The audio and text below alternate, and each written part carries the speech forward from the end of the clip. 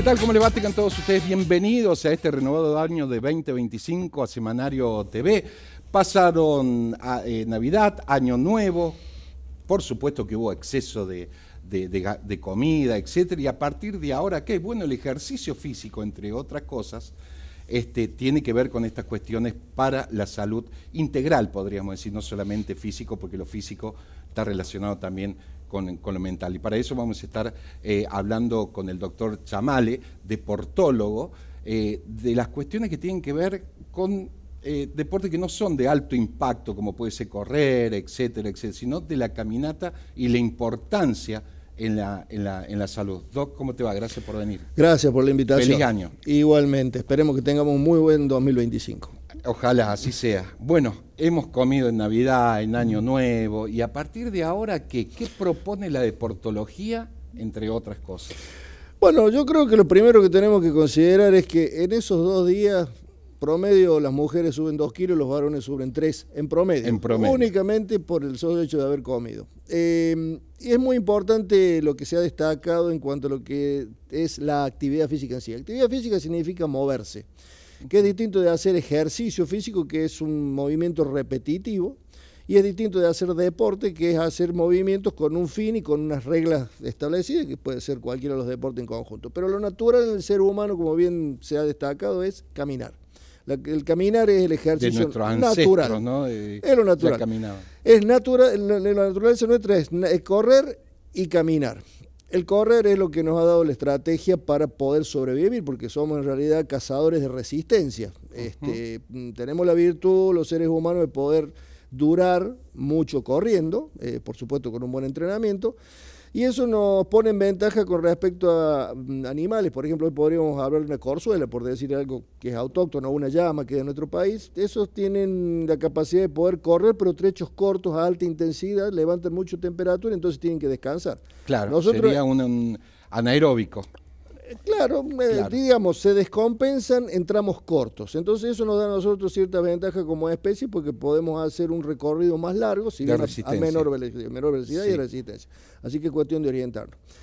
Y con respecto a lo que es caminar, es lo natural. Nosotros estamos hechos para caminar. Nuestra estrategia evolutiva es estar erguidos, utilizar las manos, ¿sí? Hemos reducido nuestra cabeza, no tenemos hocico, pero bueno, digamos, tenemos una capacidad que nos da sobre todo la ventaja de caminar. Así que eso lo tenemos que explotar, y es lo que nos ha pasado como especie en los últimos, digamos, 10.000 años. De 10.000 años a la fecha, lo que es la revolución agraria, digamos, que ha hecho que encerremos animales, que cultivemos, hemos dejado de ser cazadores, que es nuestra naturaleza. Y bueno, eso ha traído como asociación el sedentarismo, y es lo que hemos dejado de hacer, que es el caminar. Y más aún con toda esta cuestión que tiene que ver con la tecnología, ¿no? Sí, donde tiene otras consecuencias también, que se sienta la familia, los chicos están con el celular, etcétera. Sí, indudable. Y el sedentarismo, eso deriva en el sedentarismo, y eso tiene sus consecuencias. Esto se ha rescatado en la década del 60. En Japón había una técnica que se llamaba Menpokei, era un aparatito que contaba los pasos. Entonces de ahí se empieza a rescatar, digamos, la virtud de caminar y de poder medirlo. Y en esa época había un japonés que se dedicaba a trazar dietas y a decir a la gente: tiene que caminar, pero lo hacía medido. Y de ahí nacen los famosos 10.000 pasos, que está muy difundido, y que uno dice, deberíamos realizar 10.000 pasos diarios. ¿Te parece que nos metemos ahí? Porque en el imaginario colectivo te habrá pasado, tal vez, seguramente, en alguna consulta, te dice: doctor, usted me manda a caminar, pero yo camino todo el día, entre el trabajo, los chicos, etcétera, etcétera. Es lo mismo, aporta, pero no es lo mismo. Muy importante como pregunta. En principio hay formas de caminar. Una es para la vida cotidiana, que esa es la que nosotros deberíamos alcanzar como 10.000 pasos. La ir al trabajo, hacer las cosas de la casa, que etcétera. Es muy difícil de lograr. En promedio, en una sociedad como la nuestra, no llegamos a 5.000, ¿sí? En promedio. Y más si hablamos en medio de transporte, de cualquier naturaleza, caminamos a un medio. Menos. Y los trabajos que tenemos, esto se ha estudiado en la década del 70 a la fecha, está cada vez más sedentario. En la década del 70 en Estados Unidos, por ejemplo, había aproximadamente 5 de cada 10 trabajos que eran de escritorio. Hoy prácticamente es 9 de cada 10. El 90%. O sea, estamos atrás de una computadora casi siempre. Con una mirada pesimista, como vamos. Sí, indudable. Sí. E inclusive eso también está estudiado en los últimos tiempos, de que el solo hecho de estar por más de 4 horas en forma continua sentada frente a una pantalla nos pone en riesgo de muchas enfermedades que son frecuentes, como la hipertensión, la diabetes, el colesterol elevado. Así que inclusive hasta hay recomendación de pausas activas, es decir, quien trabaja detrás de una computadora debería pararse una vez por hora, por lo menos, 2 minutos, simplemente por eso caminar. Los unicornios, las empresas jóvenes ponen un metegol, para, entre otras cuestiones, un ping-pong, etcétera, para que los jóvenes salgan de su escritorio y por lo menos tengan un poco de recreación. Eso es un riesgo, que es el no hacer pausas activas. Y por supuesto ahí estamos hablando que ni siquiera caminamos. Que después te terminan saliendo más caro a la empresa, a esa supuesto. fábrica, etcétera. Todo lo que es prevención, si lo vamos a comparar con lo que es el rescate de las enfermedades que tienen los seres humanos asociados a esto que es el sedentarismo, que son las enfermedades no transmisibles, es siempre rentable. O sea, hablamos del promedio, Elías, de los 10.000 pasos, pero en los quehaceres, ¿no? Es lo mismo después de terminar suponer, 5.000 pasos, no llegamos a los 10.000, un promedio 5.000 pasos. Pero, no es lo mismo vestirte e ir y caminar en una plaza, cuadra, etcétera. Eso tiene que ver con la cadencia de la caminata, la velocidad de la caminata, la superficie en la cual caminamos. No es lo mismo caminar en un plano que en un plano inclinado. No es lo mismo hacerlo en forma continua a cierta velocidad que hacerlo de manera intermitente. O sea, y ahí entra otro factor, me parece que es la cabeza también. Sí, ahí, ¿no? Indudable. Bueno, la intensidad del ejercicio al cual uno realiza también va teniendo ciertos beneficios cuando lo realiza en intensidad casualmente. Y eso es cuando... eso también está muy bien estudiado. Hay la liberación a nivel del cerebro de 2 tipos de hormonas que son muy, muy frecuentes y muy estudiadas. Una son las endorfinas, que es lo que nos da la capacidad o la sensación de bienestar. La del placer. La del placer. Y la otra es la serotonina, ¿sí? La serotonina inclusive es lo que explica parte del síndrome depresivo que está muy difundido en nuestra sociedad. La depresión es un gran capítulo, pero dentro de ellos hay un neurotransmisor específico que inclusive los medicamentos que se utilizan para la depresión lo que buscan es tratar que ese nivel esté un poquito elevado. El ejercicio físico a eso lo logra de manera natural. Entonces, la recomendación es que quien tenga un cuadro de un síndrome depresivo, o no solamente la depresión, sino muchos de los trastornos psiquiátricos que se ven, mejoran muchísimo cuando uno tiene una buena práctica de actividad física y una actividad física cotidiana. La Organización Mundial de la Salud nos recomienda 150 minutos semanales de ejercicio 150 físico. Minutos semanales de ejercicio físico. A dividir con intervalos de por medio, día de por medio. Porque, hay que juntar 150 minutos en la semana como mínimo. Exclusivamente, no es que estoy trabajando y ya hice, no. No, eso hay que agregarlo. Me dedico... Eso hay que agregarlo como ejercicio físico. Sí. O 75 minutos de una actividad de moderada a intensa. Estamos hablando de correr, de andar en bicicleta, de hacer un esfuerzo por encima, o sea, que nos dé la sensación de cierta fatiga. Eso es un ejercicio que podemos denominar intenso para poder, de alguna manera, cuantificarlo. 150 minutos 150 por semana. De actividad leve, ¿sí? A moderada. Y 75 de moderada a intensa. Sí, ahí nos metamos porque me parece que es otro capítulo interesante, importante. ¿Por qué? Porque no hice nunca actividad física. Se me da ahora que puedo, por cuestiones laborales, aflojar un poquito y quiero empezar. No recurra a ningún médico ni a un profe de educación física recibido, porque por ahí hay como todo, hay algunos que hablan y no tienen un respaldo intelectual. Digo, voy a caminar solo, requiere de la supervisión, si se puede, de un deportólogo, de un profe de educación física. Como requerimiento, porque la gente dice, ¿no? Pero... dice, bueno, ya comí, ahora yo en una semana me bajo todo. Suele pasar, ¿no? Ese es el gran problema.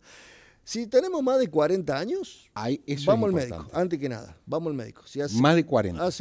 Como edad. Sí. Y si tenemos una conducta sedentaria de años, o si tenemos, por ejemplo, obesidad, o somos fumadores, o ya tenemos un diagnóstico de alguna enfermedad como la hipertensión, la diabetes o el colesterol alto y no está controlado, el primer mensaje es vaya al médico.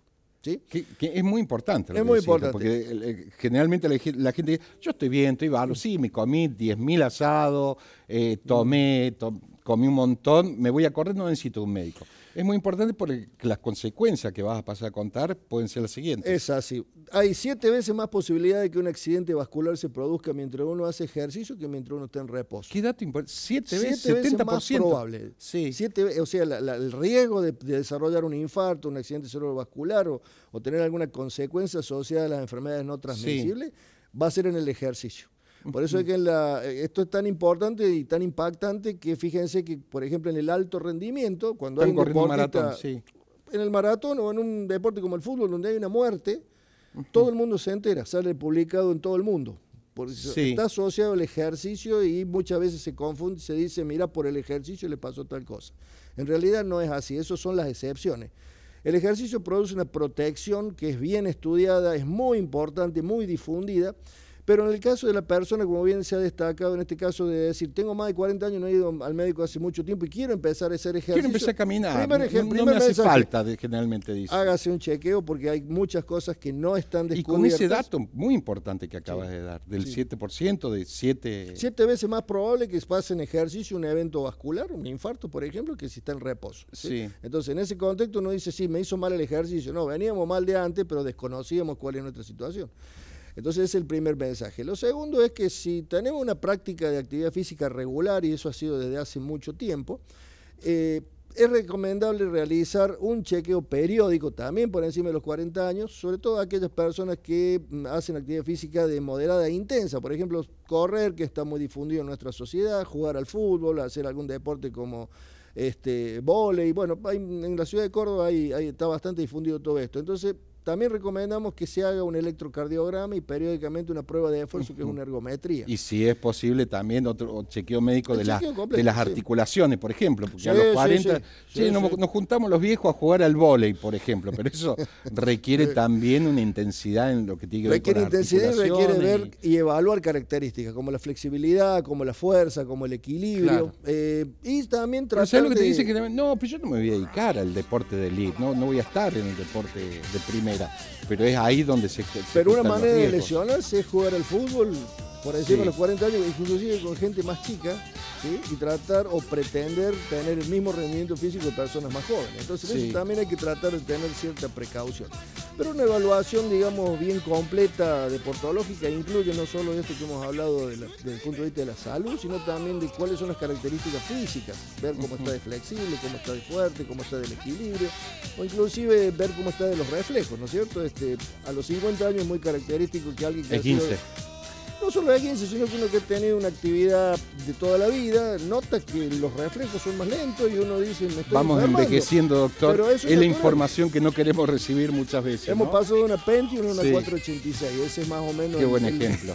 lo que le digo para la generación X ahora de ese los para jóvenes, que ya tiene práctica de actividad física, pero sí, en realidad, la idea es difundirlo, alentar a que se haga actividad física.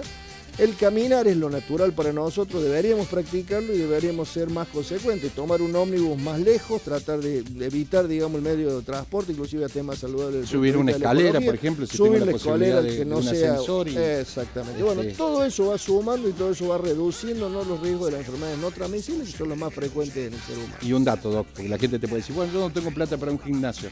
Es totalmente gratis. Gratis, la disponibilidad de cada uno de nosotros en esta época del año que estamos en el verano, está muy difundido. Cuidémonos del sol, nada más en el horario razonable. Seguramente. Usar un protector solar, hacer actividad al aire libre, pero va a ser todo en base a lo que es positivo y en nuestra naturaleza. Si hay que recomendar algo, camine. Elías Chamales, doctor deportólogo, gracias y buen año. Un gustazo y muchas gracias por la invitación. ¿Querés beneficios y canjear tus puntos por increíbles premios? Asociate sin cargo a Club Personal.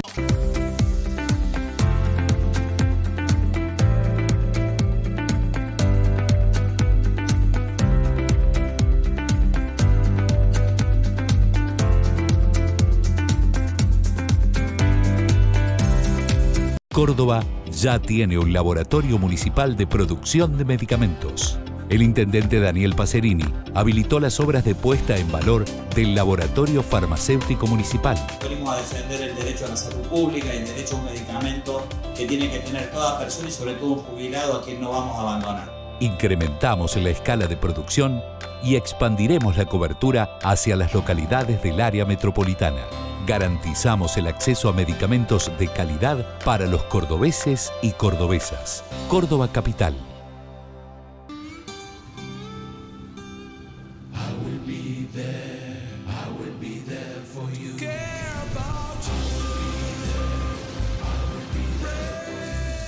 En Sancor Seguros estamos junto a vos en todo momento, acompañándote. Sancor Seguros, estamos.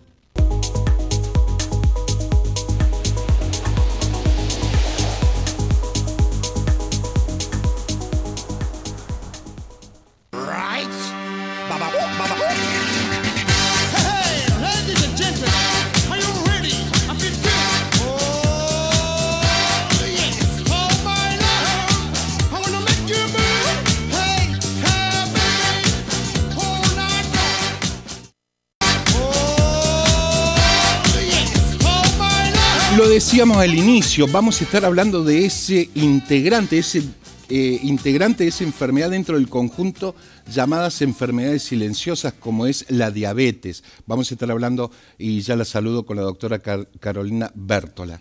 Carolina, gracias por venir. ¿Qué tal? Muchas gracias. ¿Lo decía bien? ¿Es una enfermedad silenciosa el tema de la diabetes? Sí, está correcto. Es una muy buena definición y es un muy buen mensaje también para enviar a la población general, porque muchas veces se espera que la diabetes se asocie bien o que se presente con síntomas clásicos como que las personas orinan mucho, se levantan en la noche a orinar o están muy cansados. Bien, o tienen pérdida de peso, y eso ocurre cuando los niveles de azúcar en sangre o la glucemia está extremadamente alta.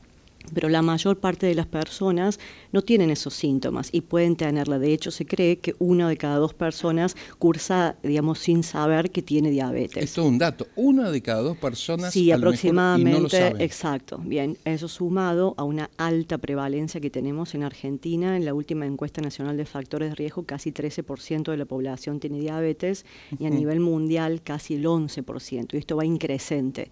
Y se cree que más allá de este porcentaje que ya está diagnosticado, es decir, que se conoce diabético, hay otro porcentaje de gente casi similar que tiene la enfermedad y no lo sabe. Entonces sí, la verdad es que cursa la mayor parte de las veces de manera silenciosa. Quiero aprovechar porque seguramente del otro lado se está preguntando muchas cosas. ¿Esta enfermedad es hereditaria? Sí, tiene un componente hereditario muy marcado cuando hay antecedentes familiares, sobre todo de primer grado, o sea, padre o madre con diabetes. Es aproximadamente un 40% la posibilidad de desarrollo bien de la enfermedad en la descendencia, bien en los hijos. Esto, pero no siempre el hecho de tener antecedentes familiares de diabetes como un estigma para desarrollar la enfermedad. Casi siempre el gatillo que está presente son factores medioambientales, ya que el 80% de los pacientes tienen sobrepeso y obesidad. Entonces, puedo tener la condición para desarrollarla, pero si no hay un antecedente de sobrepeso y enfermedad, se hace más improbable que se desarrolle. ¿Cómo se puede prevenir? Bueno, es una enfermedad que realmente se puede prevenir en enorme cantidad. Calculo que actividad física como condición sine qua non. Tal cual.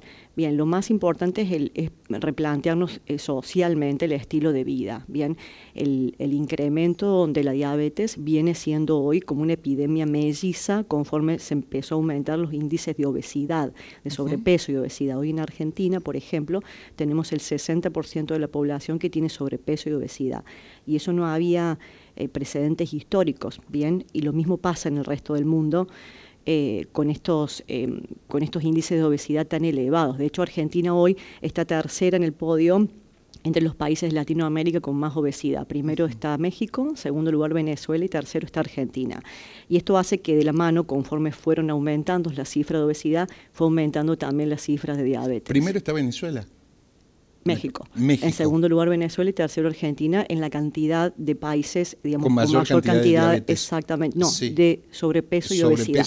Y conforme fue aumentando el sobrepeso y la obesidad, fueron aumentando también de la mano la cantidad de pacientes con diabetes. Y de ahí sobreviene la respuesta de lo que me preguntó, si se puede prevenir o no. Y sí, el foco tiene que estar hecho en llevar un estilo de vida saludable, que tiene que ver con alimentación saludable, bajar la cantidad de hidratos de carbono, de harinas, bien, suprimir el consumo de los azúcares y comer en lo que se pueda, entre las medidas que hoy es un poco dificultoso por la parte económica, proteínas de alta calidad, ya sean animales, de origen animal o vegetales, de acuerdo a la elección.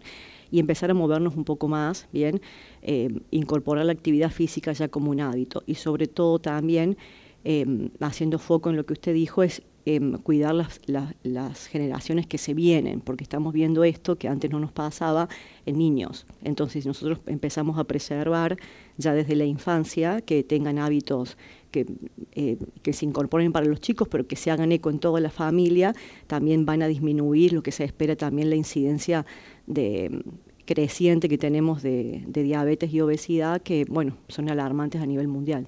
Ahora, ¿cómo entra a jugar el ritmo de vida, que sin duda tiene un rol importante, significativo, pero me refiero a la comida chatarra? Muchas veces los padres no tienen tiempo, entonces acuden a esa comida chatarra muchas veces para suplantar lo que deberíamos comer, que es más calidad, ¿no? 100%. Claro, ¿cómo entra a jugar todo esto? Independientemente de los alimentos procesados, ¿no? Totalmente, sí, tiene un rol trascendental, porque el estilo de vida y la vorágine cotidiana hace que cada vez tengamos más horas de trabajo de oficina, cada vez digamos, hace una tendencia a realizar trabajos que son más sedentarios, y por cuestiones también sociales como que los padres no están tanto en casa, los chicos tienen jornadas muy extendidas en el colegio, y muchas veces muchos coles no ofrecen programática, digamos, con cantidad de actividad física diaria que deberían tener.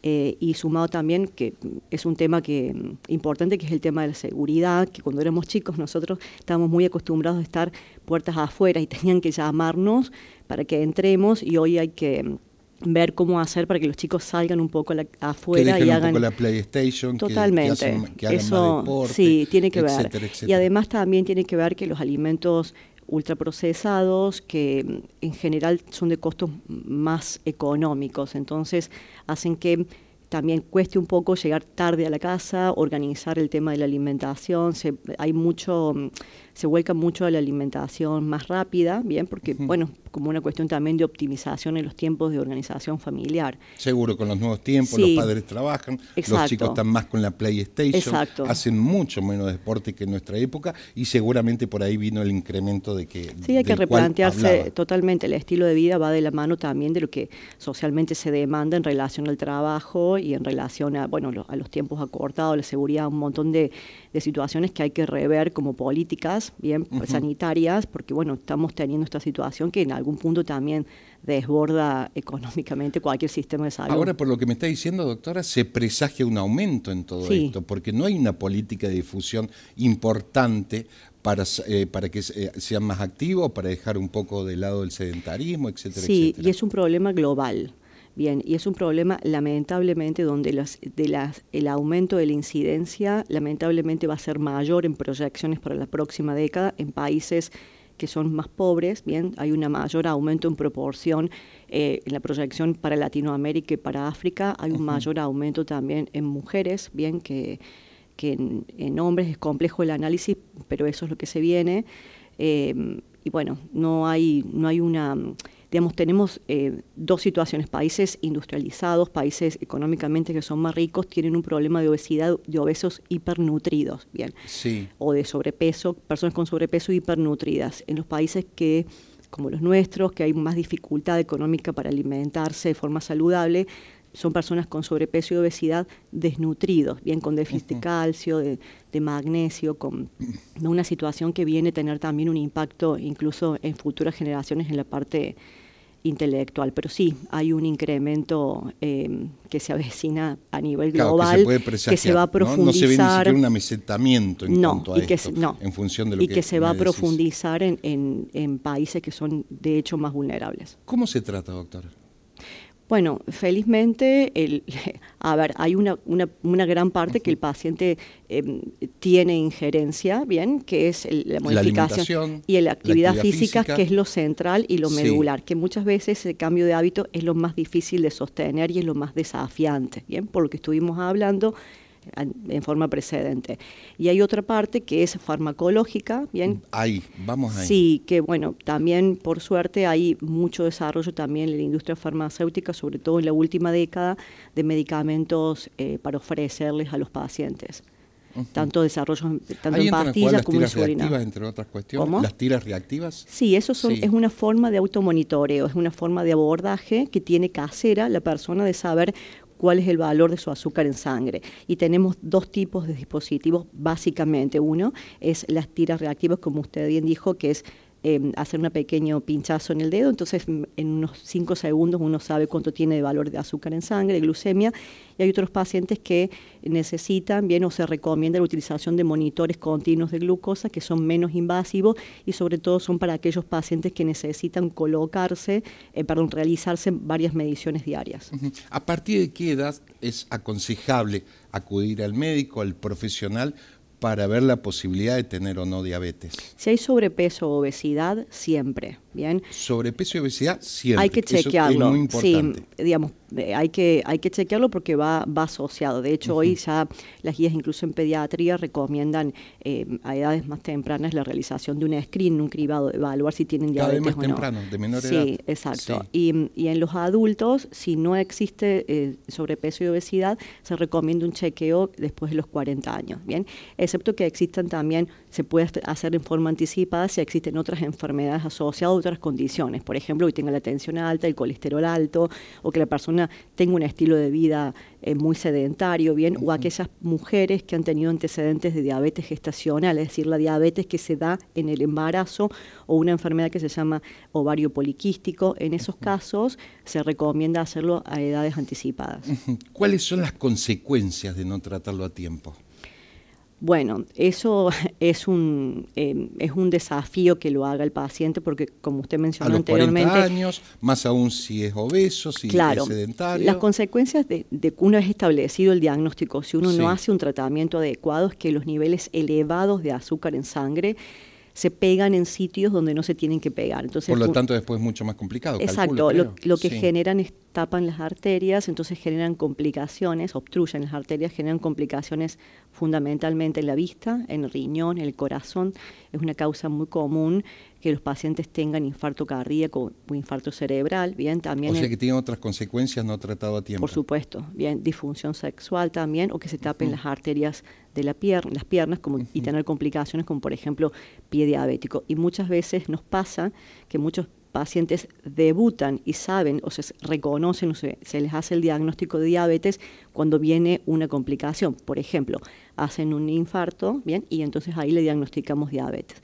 Pero en un paciente que tiene diagnóstico de diabetes y está bien controlado, no significa que sea un estigma para tener complicaciones crónicas. Claro. Es el paciente diabético mal controlado o que lo desconocía el que va a tener complicaciones.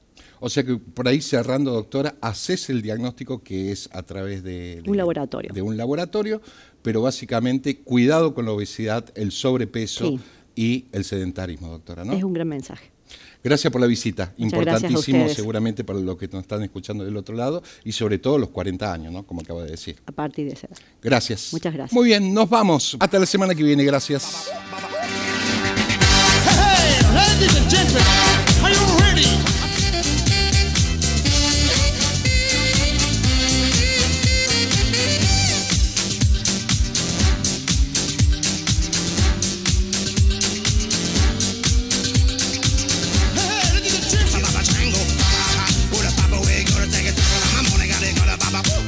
Fue una producción de Televisión Mediterránea, SRL, Córdoba, Argentina.